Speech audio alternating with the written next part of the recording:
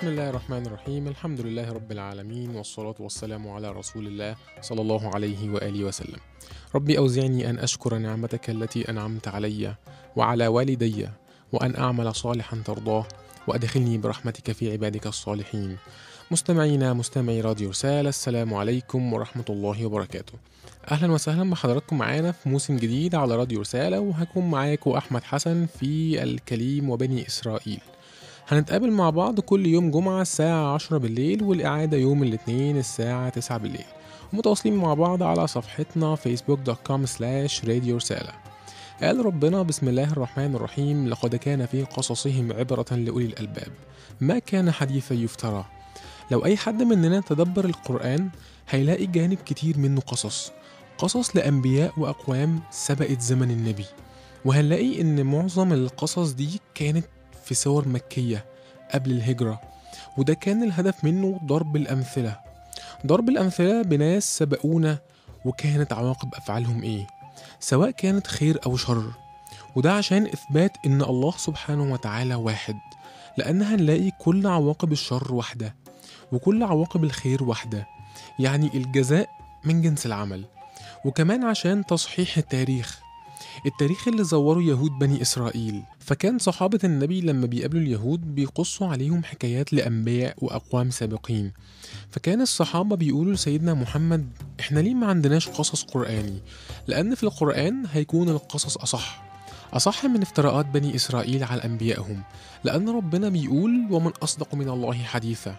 فنزل على النبي سورة يوسف: بسم الله الرحمن الرحيم، ألف لام را، تلك آيات الكتاب المبين، إنا أنزلناه قرآنا عربيا لعلكم تعقلون، نحن نقص عليك أحسن القصص بما أوحينا إليك هذا القرآن وإن كنت من قبله لمن الغافلين. الآية بتوضح إن أحسن القصص وأصدقها هي اللي هتنزل عليك يا سيدنا محمد، وإنت ما كنتش تعرف عنها حاجة. لكن زي ما قلنا قبل كده: ومن أصدق من الله حديثا.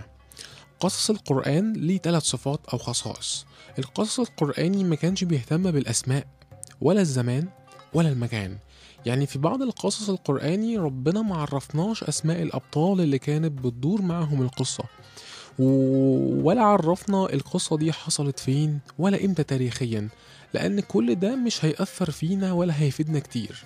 المهم العبرة، وإن إحنا نستفيد من اللي حصل من أحداث، ونعرف إن العواقب دايما بتكون ثابتة في الخير أو الشر، وده لأن مصدر التشريع واحد، ودايما بيكون الجزاء من جنس العمل.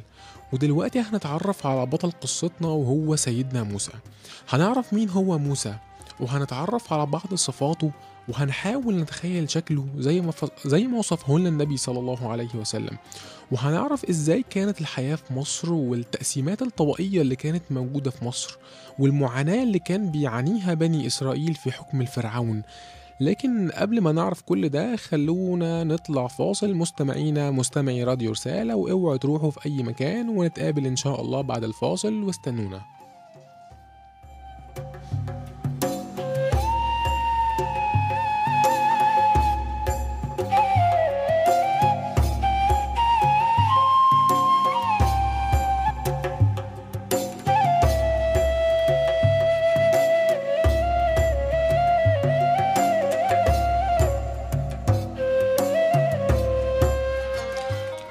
ورجعنا تاني بعد الفاصل. مستمعي راديو رسالة، ومعاكم أحمد حسن في الكليم وبني إسرائيل. وأحب أفكر حضراتكم بالتواصل معانا على صفحتنا facebook.com/راديو رسالة. قبل الاصطفاء بيحصل الابتلاء أو الفتنة عشان التنقية، وكأنها مرحلة تحضير للدعوة إلى الله. ومش شرط يكون الابتلاء في مشاكل، ممكن يكون الابتلاء في ملك، زي ما حصل مع سيدنا سليمان، فقال: ربي هب لي ملكا لا ينبغي لأحد من بعدي. فكان ابتلاء سيدنا سليمان في ملكه، وكان هو ده أدواته في الدعوة إلى الله. وممكن الابتلاء يكون في صراع زي اللي هنشوفه مع سيدنا موسى، وكأن الصراع اللي عاش فيه سيدنا موسى هو تحضير للصبر على بني إسرائيل، لأنهم كانوا قوم ما عندهمش أخلاق ولا عهد، فكان ده أنسب تحضير لسيدنا موسى. وهنا هنشوف اسم الله الحكيم، لأنه بيقول وكل شيء خلقناه بقدر. كل شيء مخلوق عند ربنا بحساب وموازين دقيقة جدا، والله سبحانه وتعالى وضع لنا صفات الأنبياء وكأنها معايير عشان نقيس عليها درجة إتقان الصفة دي. يعني مثلا لو شفنا سيدنا موسى هناخده كمعيار للصبر على الأذى اللي كان عايش فيه مع قومه مع بني إسرائيل.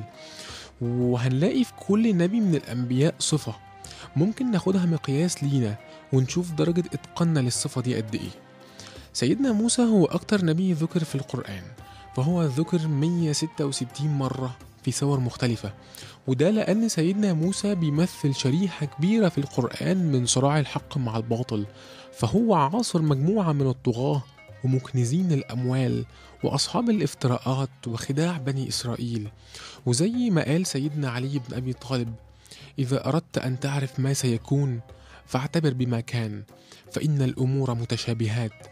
فكان فرعون في عصرنا دلوقتي بيمثل الطاغية، وكان قارون في حياتنا دلوقتي بيمثل تكنيز الأموال واحتكار الثروة، وكان بني إسرائيل بيمثلوا تزييف الحقائق ونشر السموم في أفكار الشباب. فعلا يا سيدنا علي، زي ما قال النبي عنك: أنا مدينة العلم وعلي بابها. وبكده مستمعي راديو رسالة نكون خلصنا حلقتنا النهاردة، وإن شاء الله الحلقة اللي جاية هنبدأ نتعرف على سيدنا موسى. وصلي اللهم وسلم وبارك على سيدنا محمد وعلى آله وصحبه وسلم، والحمد لله رب العالمين.